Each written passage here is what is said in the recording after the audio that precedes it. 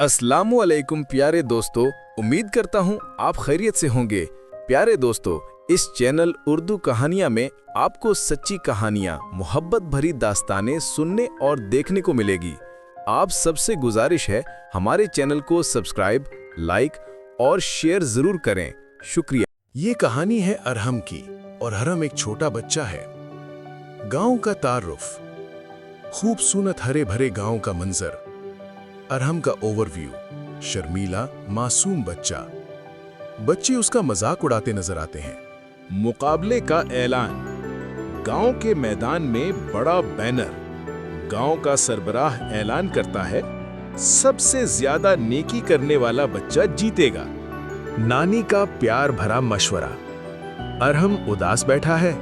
नानी आकर उसे कहती हैं, दिल बड़ा चाहिए, ताकत नहीं। अरहम की मदद शुरू। बकरी ढूंढ कर लाना, बुजुर्ग औरत का सामान उठाना, छोटों को पढ़ाना, रास्ता साफ करना। सब लोग हैरान होने लगते हैं। मुकाबले का दिन। बच्चे स्टेज पर अपने कारनामे सुनाते हैं। अरहम खामोश खड़ा है। गांव वालों का फैसला। सब लोग कहते हैं अरहम सबसे अच्छा था।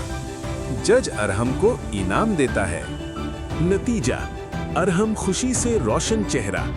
नानी कहती है, मैंने कहा था ना, छोटा चिराग बड़ी रोशनी देता है। वीडियो देखने का बहुत शुक्रिया।